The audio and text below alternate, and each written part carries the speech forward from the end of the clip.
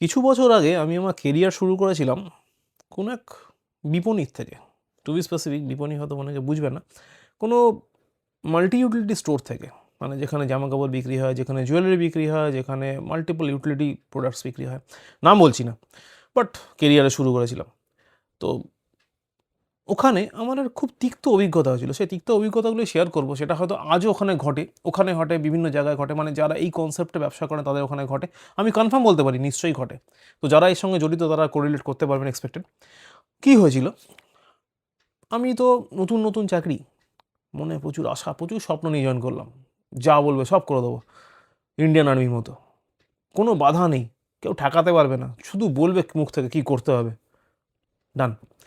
তো এই স্বপ্ন নিয়ে, এই অভিব্যক্তি নিয়ে, এই চাহিদা নিয়ে জয়েন তো করলাম। যত দিন গেল আস্তে আস্তে দেখলাম, কি দেখলাম মন দিয়ে শুনুন। ধরুন অর্গানাইজেশন, মলটার নাম হচ্ছে এ। সেখানে এ কোম্পানির নিজস্ব কিছু স্টাফ রয়েছে, হয়তো সেটা 10 জন 12 জন 20 জন, হোয়াট এভার ইট ইস। সেই এ অর্গানাইজেশন মানে এ মলে বা এ স্টোরে XYZ DEFGH মাল্টিপল আলাদা আলাদা ছোটো ছোটো ব্র্যান্ডস রয়েছে। সেই ব্র্যান্ডগুলো কী করে, নিজেদের প্রত্যেকের জন্য, নিজের প্রত্যেকের প্রোডাক্ট সেল করার জন্য একটা করে নিজেরা স্টাফ রিক্রুট করে, যারা ওই মলে দাঁড়িয়ে কাজ করে। এবার ঠিক আছে, কাজ করে মানে এটা যদি তুমি, মানে আমি ভেতরে ছিলাম বলে জানি। এবার যারা বাইরে থেকে দেখে তারা ভাবে মলের এত স্টাফ, বাবা প্রচুর স্টাফ তো। কিন্তু ব্যাপারটা এরকম হয় না। ব্যাপারটা হয় যেটা, মলের স্টাফ খুব কম থাকে, মানে হাতে গোনা স্টাফ থাকে। বাকি যত স্টাফ থাকে সব ওই পার্টিকুলার ব্র্যান্ডসের স্টাফ থাকে।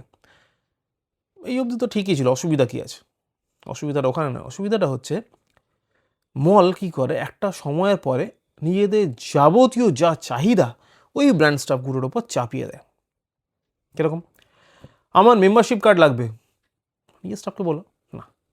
প্রতিটা ব্র্যান্ড স্টাফকে টার্গেট দেওয়া হলো উইকেন্ডের মধ্যে, ইভেন শনিবার হয়তো সকালবেলা মর্নিং মিটিং হচ্ছে, মিটিংয়ে বলে দেওয়া হলো এই আজকে অবধি এত টার্গেট অ্যাচিভ করে হয়েছে, এরপরে এত টার্গেট আমার করতে হবে, এতগুলো মেম্বারশিপ কার্ড করতে হবে, তাতে আমার কনভার্সন রেশিও এই থাকবে, টিকিট সাইজ এই থাকবে, বলে দিল।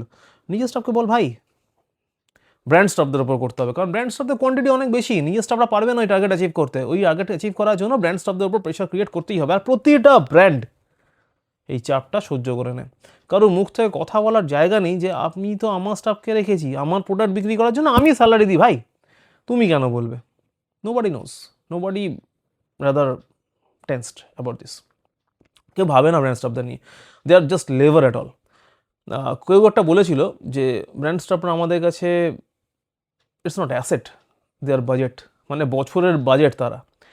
তো এই হলো ব্যাপার। আমার প্রশ্নটা ওখানেই, যদি কারো জানা থাকে বলবেন। কতদিন চলবে এই যত্তয়ার?